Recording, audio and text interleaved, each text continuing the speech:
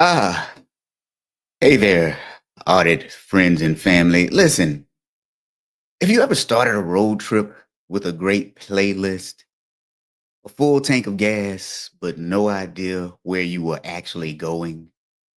You see, that's what most internal audit strategic plans feel like. We've got energy, enthusiasm, and even snacks for the journey, but no one bothered to check the map. Well, hold on tight because today we're going to talk about 7 reasons your internal audit strategic plan falls apart. Are you ready? Let's go.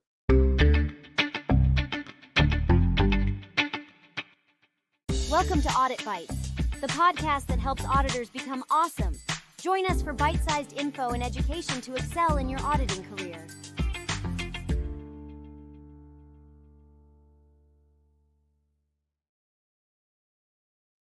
All right, friends, you all know that those new auditing standards require that we have a strategic plan.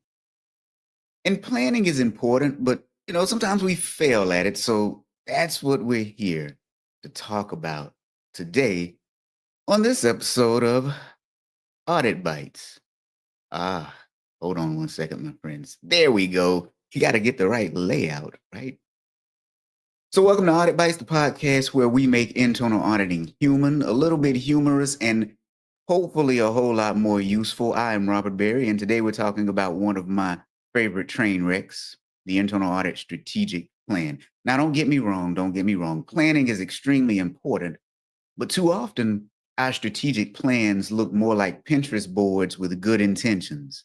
You see, they're full of pretty phrases and zero traction. So today, I'm going to break down 7 reasons our audit strategic plans fall apart. And then we're going to talk about how we can build ones that actually work. And as always, we're going to keep it real because, well, I've made just about every mistake that I'm going to talk about, right? I've made just about every one of these mistakes. All right, my friends, before we dive into the very first one, before we dive into the very first one, actually, let's just dive right in. Well, you know what? What is an Audit Bites episode without a story time? Because I know you all like story time. I actually get emails, sorry, talking about the story time. But this time, I'm going to jump right into our first point, and then I'll come back to story time. So let's start with the first reason your audit strategic plans fall apart. And number one is it is self-centered. You see, most of the guidance you see online, and go Google internal audit strategic plan, right? It's a new requirement for our new standards. Go Google it. Pull up the search results. You'll see that everybody says start with defining your department's goals. And that kind of sounds smart, right? Except, well, that's the actual problem. If internal audit exists to serve the organization, then why are we starting with ourselves for our strategic plan? It's like planning a vacation and forgetting to ask where everyone wants to go, right? So let's get back to that story time. I once reviewed a department's 5-year strategy. Now, on paper, it looked good. It had beautiful charts, a digital roadmap, and a whole section on advancing audit maturity, because that just sounds fancy, right? So I asked, how does this connect to your company's goals? Now, the CAE looked at me a little bit stunned and he said, oh, well, our plan is about improving audit performance because that's important too, right?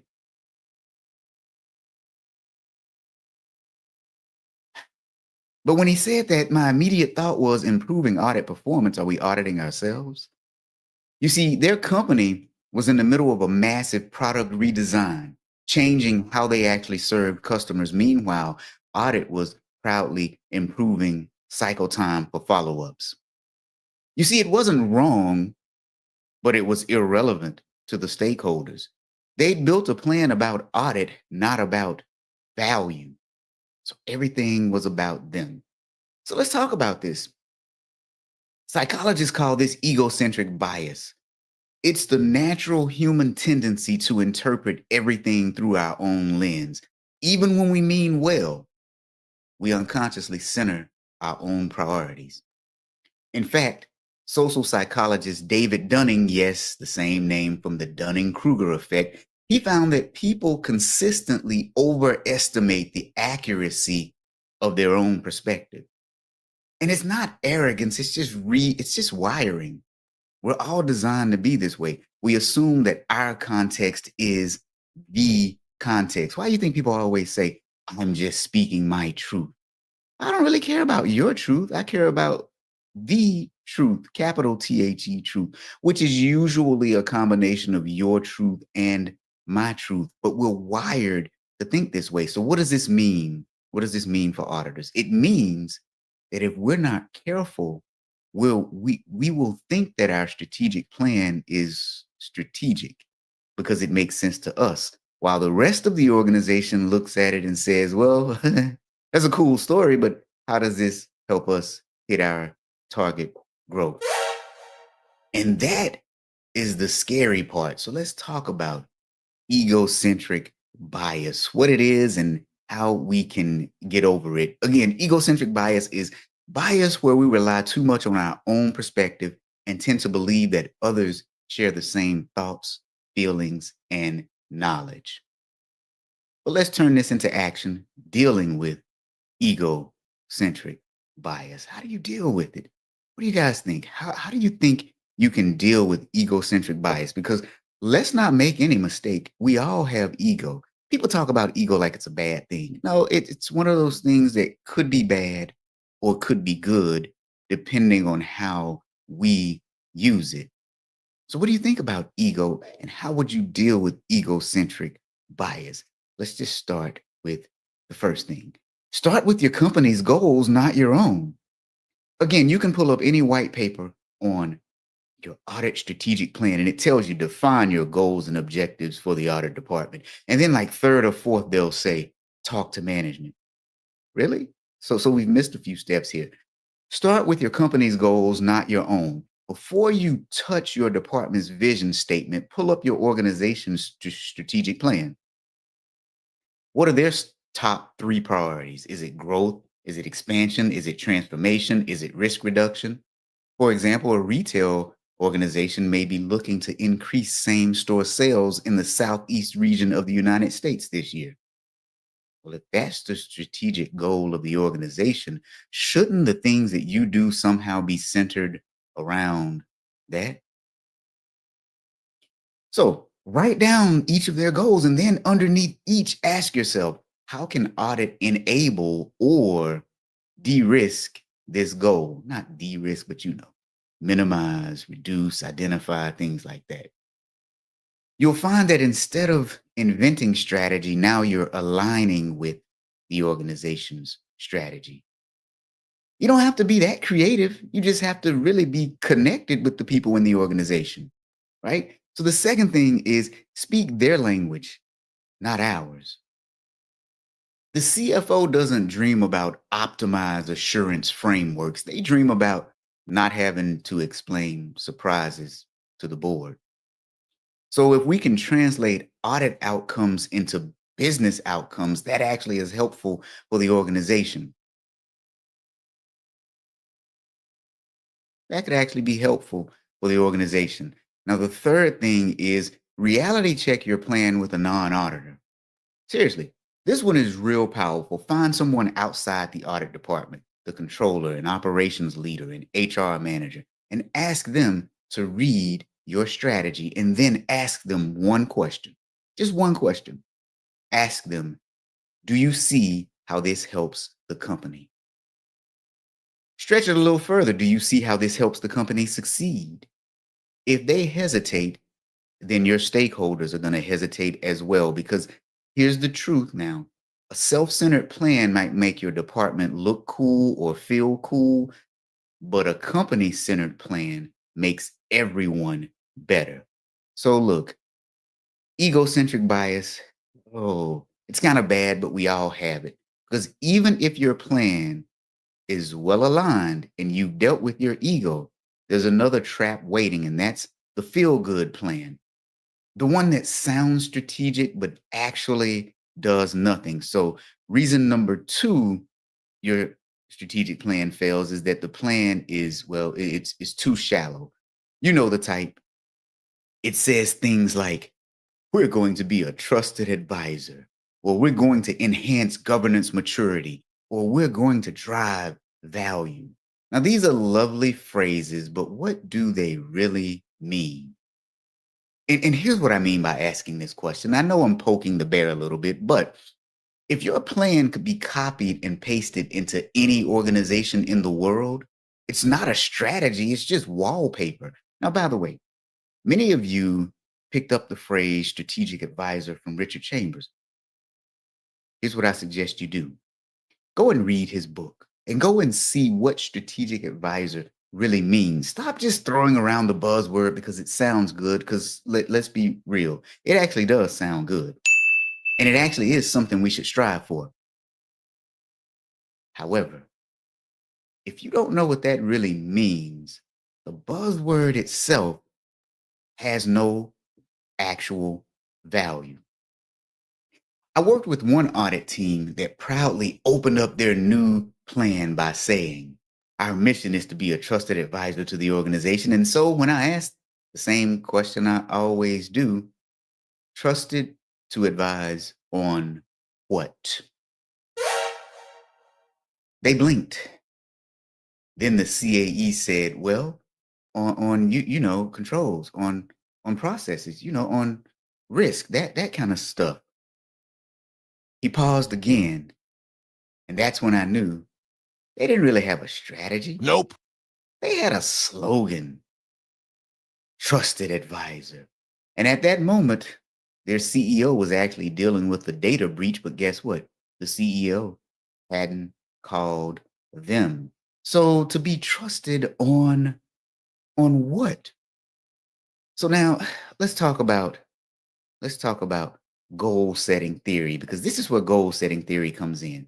It was developed by psychologists Edwin Locke and Gary Latham. And the research spanned more than 400 studies. And what they found that specific and challenging goals lead to higher performance over vague and easy ones. So let's dig in. Here's the fascinating part about it. The brain releases dopamine when you make progress towards a clear, specific goal. And so that's motivation, right? But when your goal is too broad, we just want to be better. We want to add value. The brain doesn't get that same chemical feedback. And so you feel unmotivated because your brain doesn't know what success really looks like. A trusted advisor. On what? To whom? When? Where? How? And see, if your team is not motivated, then your plan simply stays on paper. It has no real impact. So let's talk about dealing with goal setting theory. The first thing you want to do is turn your slogans into systems. Seriously, take one of your current goals, say, for example, be a trusted advisor. Now add specific purpose behind it. For example, let's say if your company has a product launch happening this year or next year, since this year is almost over, right? You could say, be a trusted advisor by providing early insights into emerging operational risk that could delay the product launch. Now, that is a part of a strategic plan, not we're going to be a trusted advisor. To what? To whom? When? See, now, that is measurable. That is real. The moment that you add context and criteria, your team now knows how to act. So now the second thing is write your goals like outcomes, not like activities. For example, if your plan says we're going to perform risk-based audits and then it stops, you have to ask yourself, to what end? Maybe it's something like perform risk-based audits to ensure our digital transformation delivers value without disruption. Now you've gotten specific with it. See, that's not fluff, that's a business promise. That's a business promise that we need to live up to. Now, the third thing is use the so what test. Read every line of your plan and ask, is so what? Why would leadership care? And if you can't answer it in plain English, it's not strategy, it's just filler. It's just there to make the paperwork look good. And so the fourth thing is remember inspiration is contagious, but only when it's actionable. We like to be inspired by stuff, right?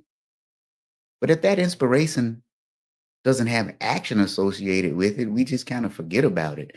The more specific you are, the easier it is for your team to see themselves succeeding. And that clarity, it builds confidence, which then also builds momentum. You see, because the real measure of strategy isn't how smart it sounds, it's how easily people can move toward it. Now, let's just say, even if your plan is specific and it's measurable and it's aligned, there's another silent killer. And that brings us to our next one. That's neglect.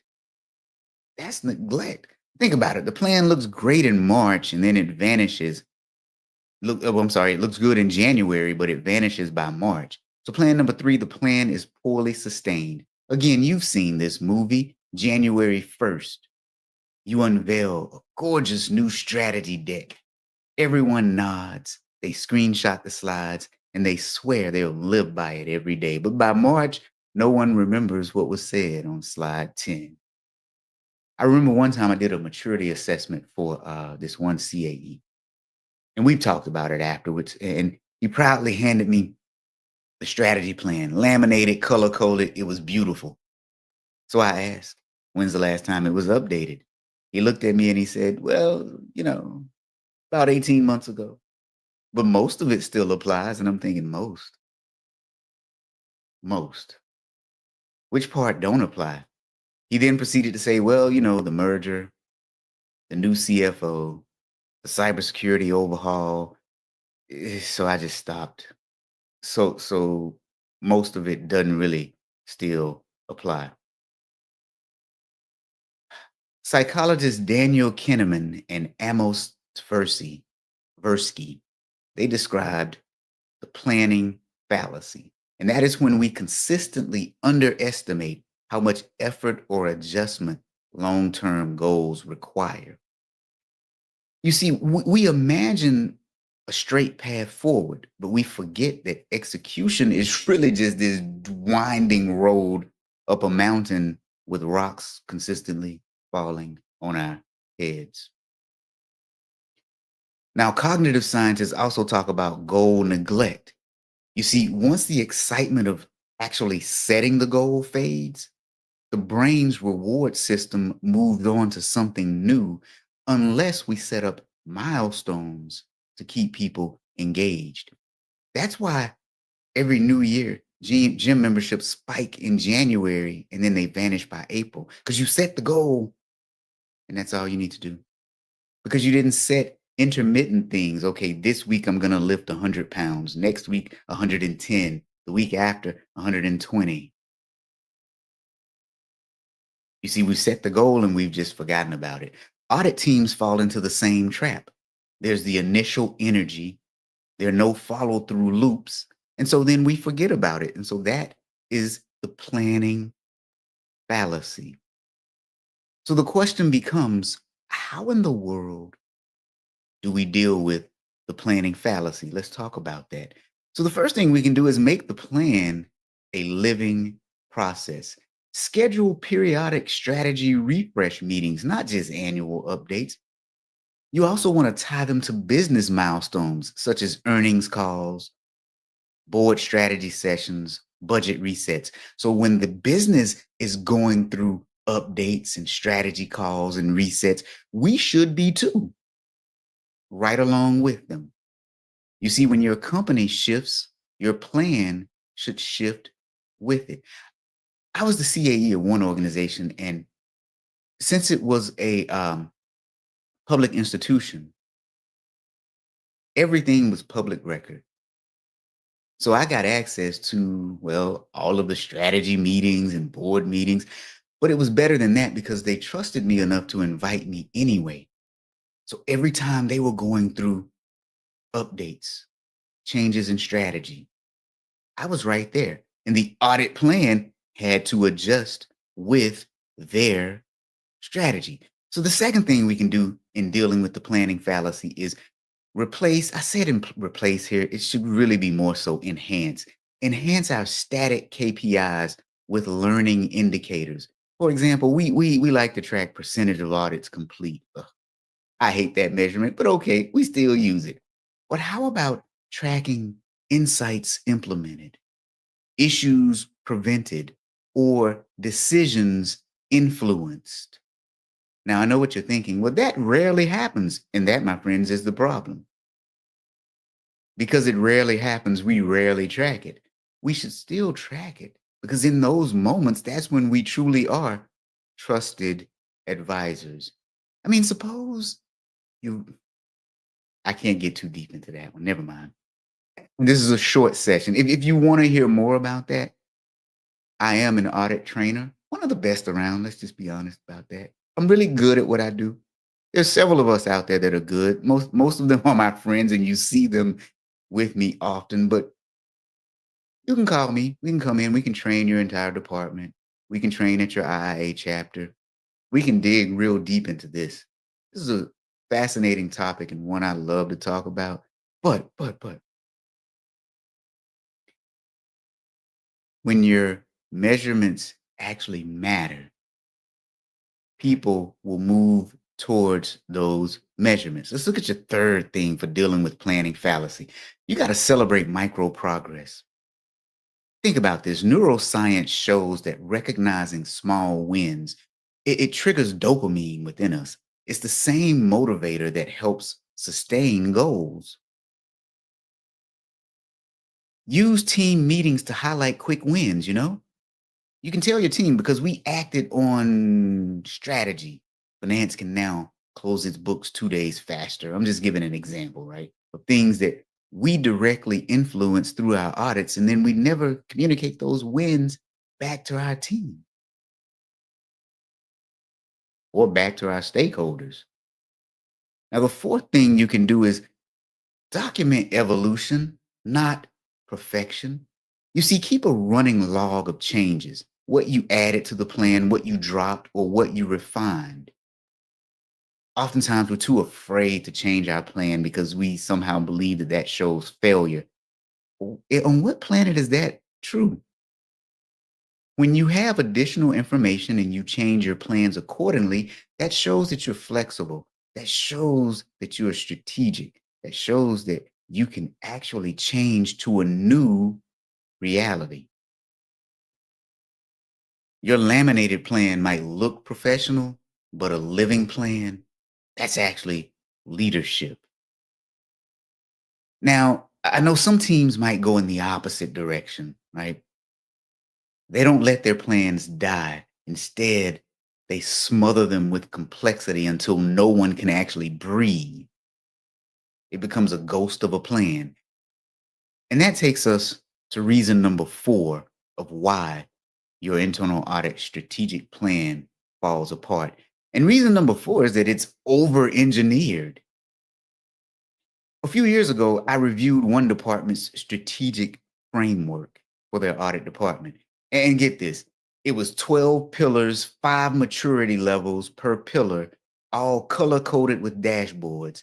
It had an interactive Excel that, well, crashed every laptop within a 10-foot radius of it. And then when I asked, how were people actually using this thing? Someone said, oh, we just kind of look at the color codes to tell where we are right now. So the overly engineered strategic plan, it's not going to work. And you're probably wondering, why is it not going to work? Here's why. Cognitive load theory. Educational psychologist John Swaler developed cognitive load theory. Now, it explains that our working memory can only juggle a few elements at once. About 3 to 5 is what they say, about 3 to 5 chunks of information. If you ever notice, the best public speakers, they often say, I've got 3 points for you today, or I've got 5 things you want to remember, or the title of today's 7 reasons your internal audit strategic plan falls apart. So, an overly engineered plan doesn't make your team smarter. It actually makes them, well, disengage. And I get it, don't get me wrong. In audit, we love frameworks. But if your plan needs a legend longer than the plan itself, you're not really driving clarity. You're just driving confusion right off of a cliff. So let's talk a little bit about cognitive load theory and what you can do with it. First thing you can do is aim for simplicity. Aim for elegant simplicity. Limit the plan to 3 to 5 strategic objectives, right? That's not laziness, that's just neuroscience. People remember threes. For example, the tagline or slogan for my business is improving people, processes, and technology. Now, it's easy to remember, but it's not just a catchphrase because here's what I believe. I believe that people are the heartbeat of every business. People drive the processes. So if you help improve the people, they can perform the processes more efficiently, but then they need good technology in order to make it all happen. People, processes, technology. People are first. That's easy to remember. It rolls off the tongue. People are going to forget things in groups of 12. There's no way.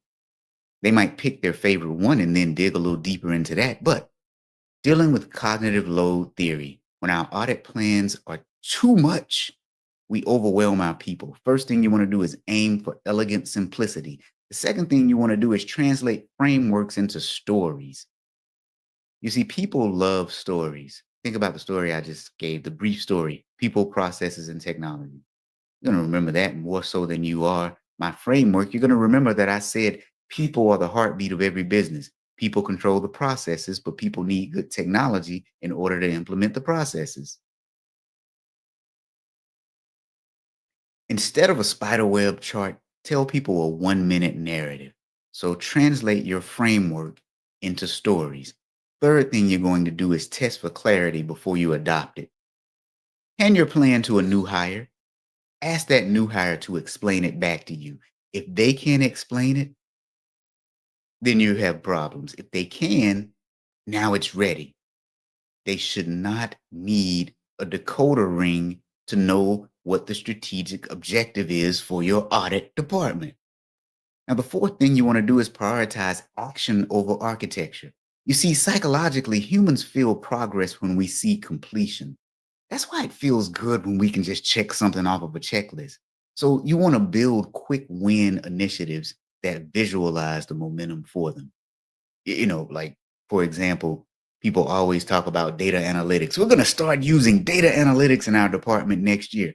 And then it fails because they want to have this widespread initiative instead of just starting with one data analytic initiative in one department in one subsidiary, right?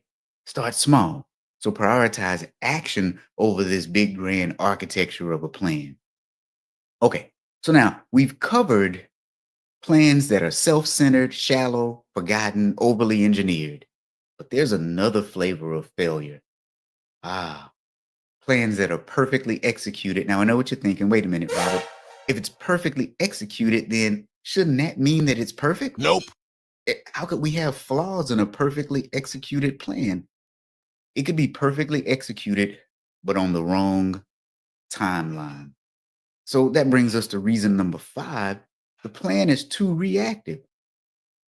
You ever notice how some audit departments are great historians, but terrible futurists? You see, we're experts at looking backwards, right? We fixed last year's issue.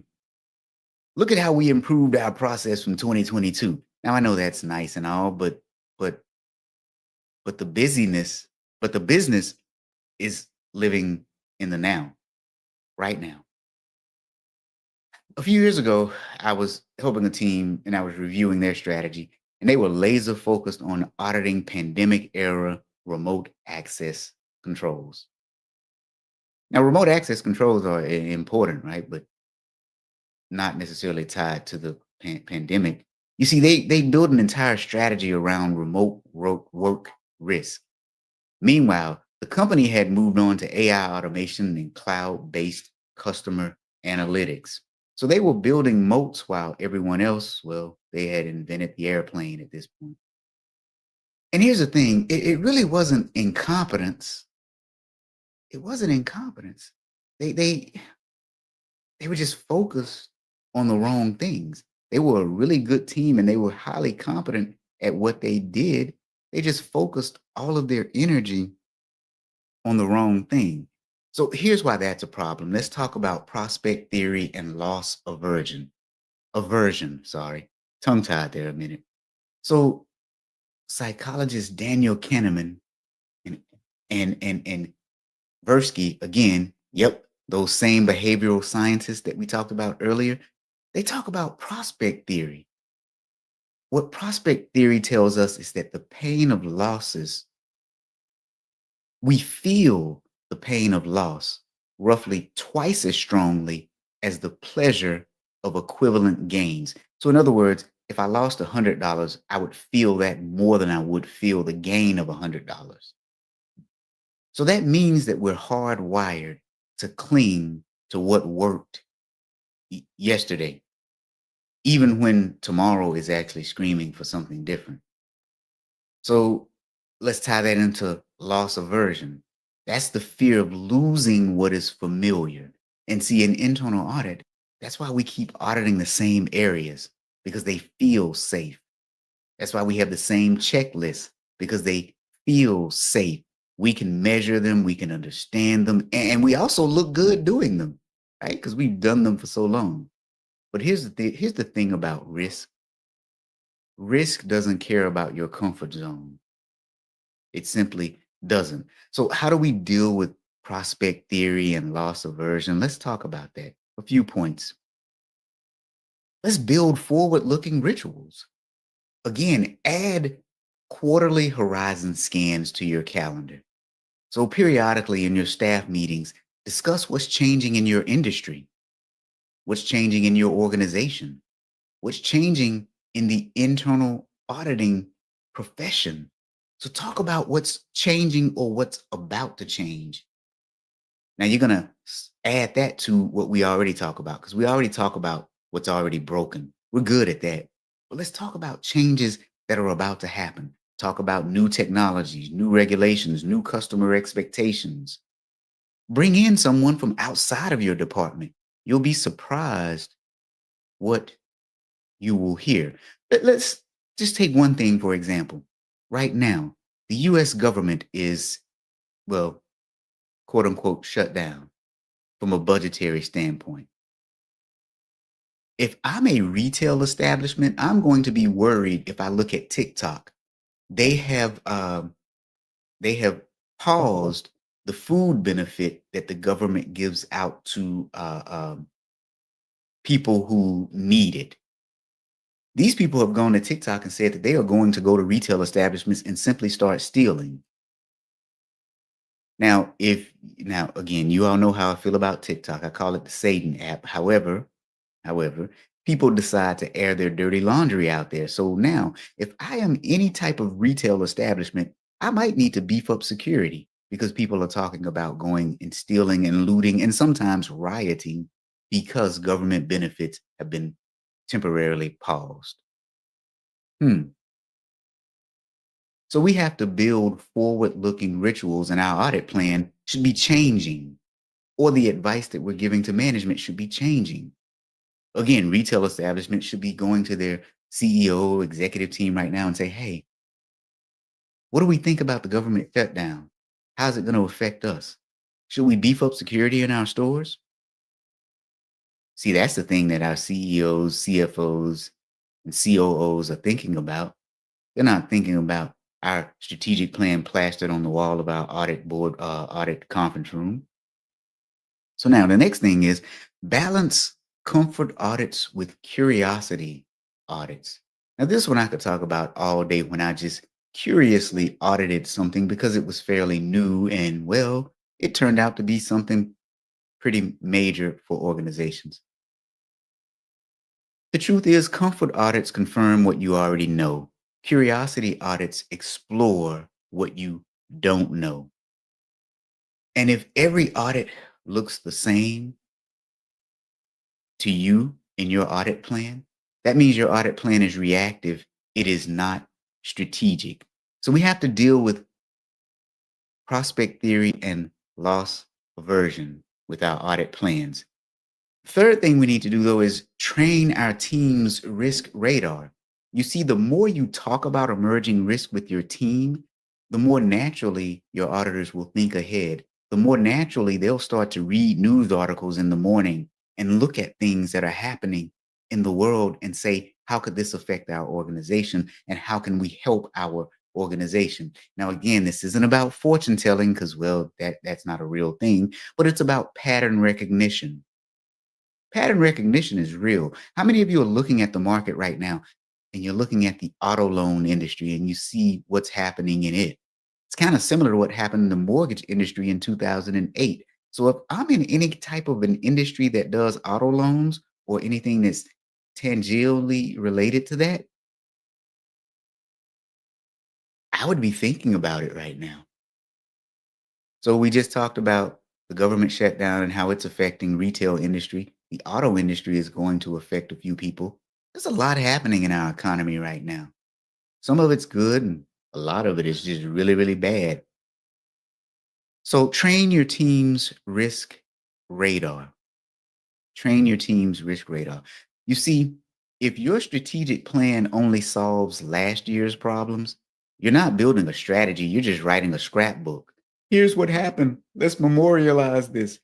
So at this point, let's move from timing to translation because even the best strategy means nothing if no one knows what it actually says. So, reason number six that your strategic internal audit plan falls apart is that the plan is not communicated. The plan is not communicated. And here's the sad part. I don't mean just communicate it to your stakeholders. When I do training for entire audit departments, there's certain questions that I ask because I think CAEs need to understand certain things, but I'll ask without the CAE in the room, what's your strategic vision as a department? How many of you are aware of it? And I'm always surprised by how many people don't even know what their strategic vision is for their own department. So if we have problems communicating it in our own department, imagine communicating that out to the rest of the organization.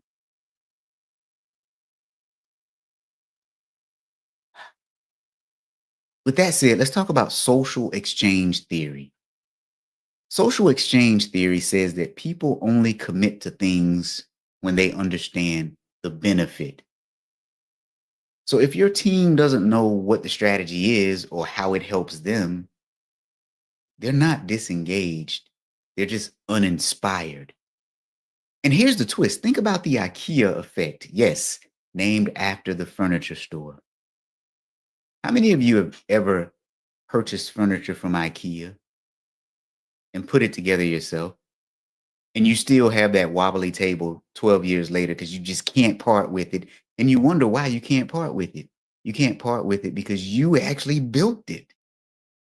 That's the IKEA effect. So if your team had no hand in shaping your strategy, don't expect them to build it with passion. Don't expect them to execute it with passion. So dealing with the social exchange theory and the IKEA effect. Here's the whole theory. When you help build it, you buy into it better. So co-create your strategy. Invite staff and stakeholders into the conversation. Now, I know we think we do this because we say, well, we interview management once a year and we ask them what keeps them up at night.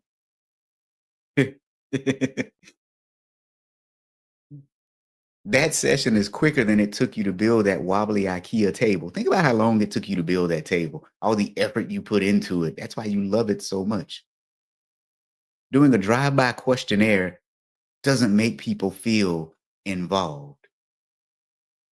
It doesn't make people feel involved. So co-create your strategy. The next thing you can do is tell the story often. Tell the story often. Every time you share updates in staff meetings and board reports, end of the year summaries, tie it back to your strategic plan. We oftentimes give audit results and we say, well, we audited 10% of the audits in our plan, and here were the results. How did that tie back to your strategic plan? Was the strategic plan specific enough to where it actually tied into organizational goals and objectives? You see, that repetition builds credibility. Your silence on your strategic plan only builds confusion. Next thing you want to do is make it visible. I don't care how long your slide deck is, make it into a one-pager, post it where your team can see it. People can't rally around what they can't remember. And the best way to get people to remember things is through repetition.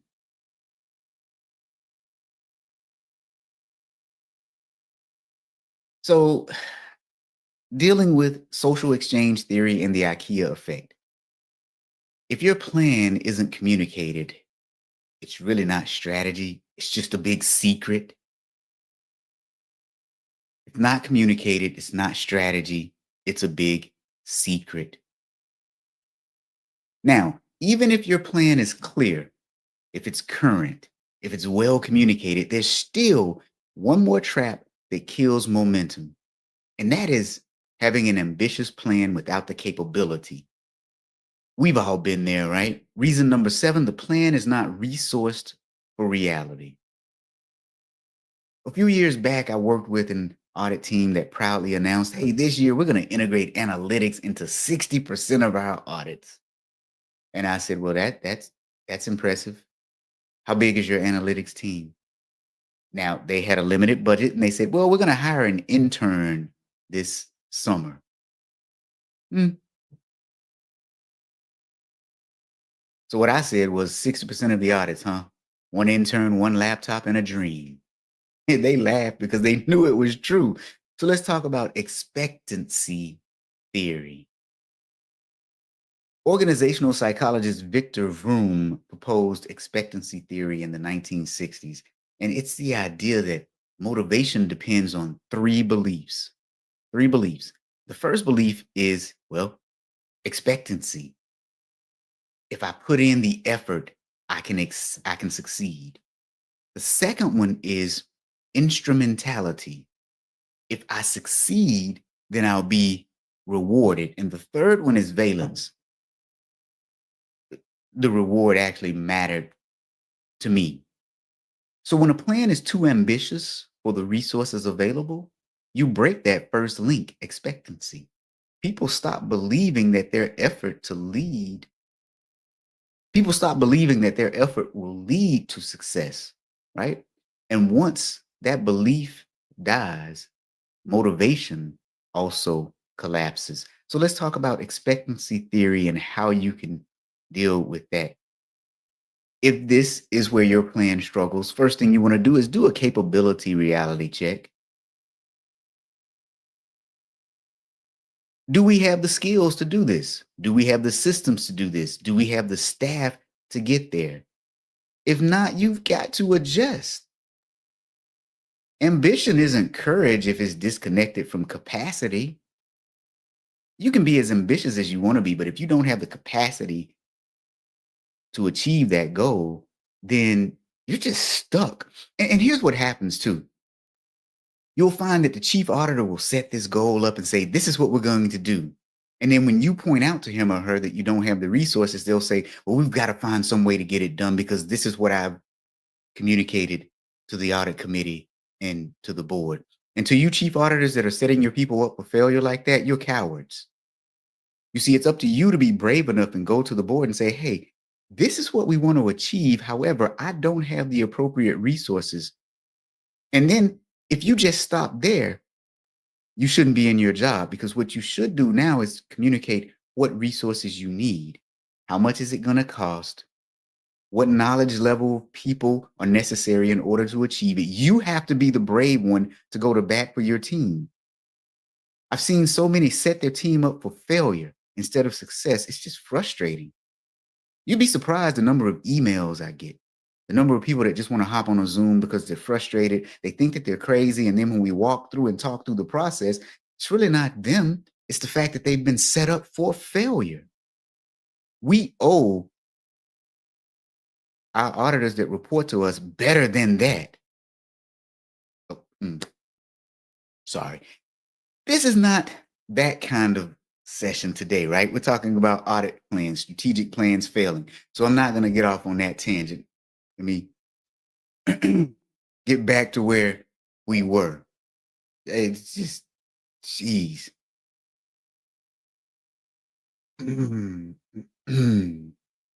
Okay.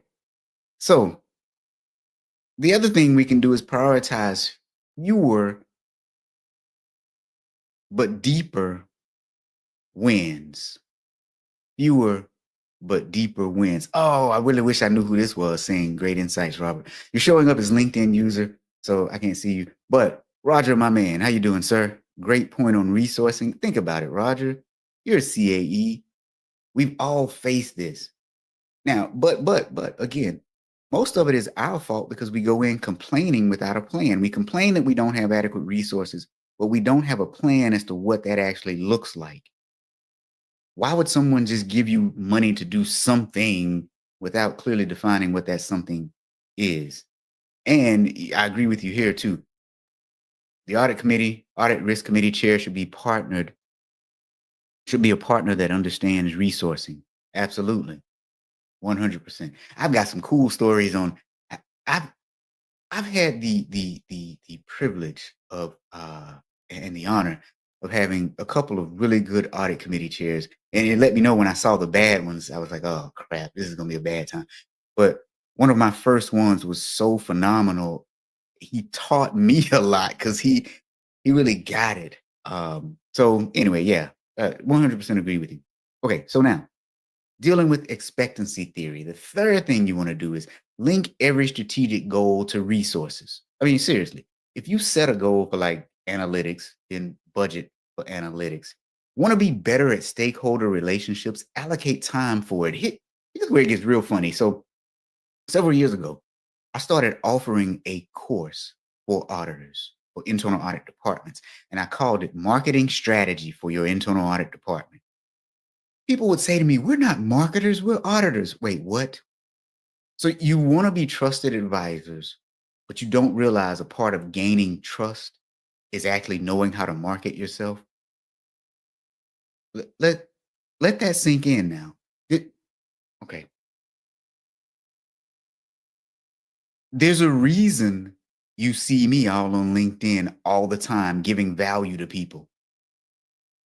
What was it? I wish I could pull up this post. One of my friends who's not an auditor actually said, you make auditing look cool.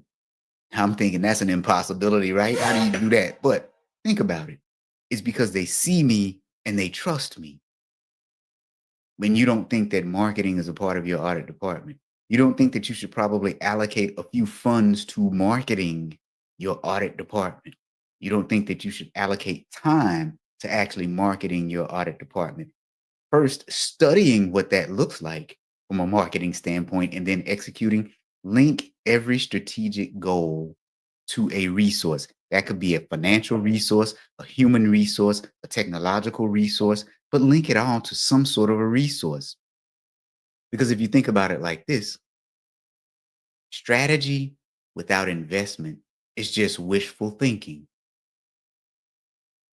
You ever had that one friend that always talked about what they wanted to do, but never took measurable steps towards doing that thing that they wanted to do?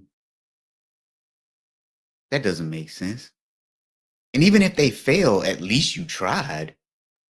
So the fourth thing you want to do is reinforce belief in progress. And what I mean by that is celebrate milestones openly. You see, when people see effort translating into outcomes, it reinforces expectancy. In other words, the belief that their work truly matters. The thing is, the most dangerous plan isn't the one that's bad. You can overcome a bad plan. The most dangerous plan is the one that's beautiful, but completely unrealistic. Think about your own life. You've made some bad plans. You've made some bad decisions. We all have. But if we were able to adjust, then that shows that we were thinking strategically. That shows that we were probably actually good people. Take that same concept now, apply it to your internal audit strategic plan. It doesn't have to be pretty and perfect, but it does need to be meaningful to the people that matter. And that's, first of all, your stakeholders. Second of all, your internal audit department itself. So listen, today we covered a lot. Let's land this a little bit. We've covered seven reasons your strategic plan falls apart. And I'm not going to go through all 7 again. Go back and watch the episode. Send it to somebody that you think needs to hear it and see it. But here's the real lesson for us. A great strategic plan doesn't start with your department's ambition. It starts with your organization's direction. Where is your organization trying to go? If the company,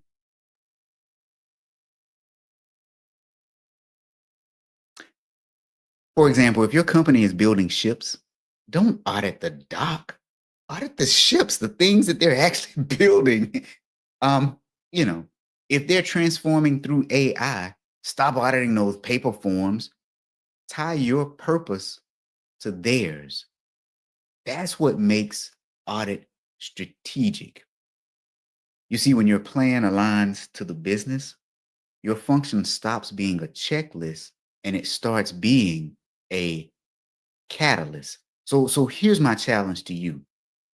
I want you to pick one part of your current strategic plan if you have one. And if you don't have one, I've got a course for you. Building your audit strategic plan. We walk you through step by step. Give me a call. Pick one part of your strategic plan and then ask, if I were the CEO, would I care about this? If the answer is no, start rewriting your plan. Now, if this episode has helped you think differently about your strategy, share it with your team. Use it as a discussion guide for your next planning meeting, or better yet, play it out loud. Pause it after each section and ask, does this sound like us? Because that conversation might just change your department's entire direction. Roger, what are you saying here, man? People forget a plan that's a prediction. Forget a plan. Well, yeah. I get what you're trying to say here. Okay, got it. Sorry, I got a little tongue tied. You know, it's it, sometimes it's difficult to be the producer and the on-air talent and do it all, but we're a one-man show over here, right? By the way, if you like this podcast, spread it to your friends. Go subscribe to the YouTube channel. Follow me on LinkedIn. Go to your favorite podcasting platforms. We'll be updating episodes from this year soon. We fell behind. We got about 6 episodes behind on updating the podcasting platforms. But over the next week or so, you're going to see all of those pop up. Aha, yeah. Yeah, the IA strategic plan should support the organization's mission and objectives. Definitely should. But think about this. The organization's mission and objectives changes fairly frequently sometimes, especially now. I mean, we saw that during COVID. It changed so quick. Now with the government shutdown, if your business is heavily reliant on the government, you've had to pivot for at least a minute. Maybe your strategy was just obtaining funding in the interim until a new budget was approved because you don't have significant cash flow. So this has been episode 78. Thank you all for joining me. You need an audit trainer for your organization, your IA chapter, your ACFE chapter, your event. You know who to call. You need a good keynote speaker. You know who to call. My name is Robert Berry. 7 reasons your internal audit strategic plan falls apart. Episode 78 of Audit Bites. Thanks for joining. Thank you for watching this episode of Audit Bites. If you receive value from this podcast, do us a favor. First, tell other auditors. Second, give us a 5-star review. And finally, talk to Robert about training your auditors. Our contact information is on our website, www.thatauditguy.com. It's also where you will find our course catalog, on-demand courses, a kick-butt blog, other podcasts, Robert's best-selling books, and last but not least, audit merch. That's right, we have audit hats, shirts, mugs, and more. Thanks for watching and listening. See you next episode.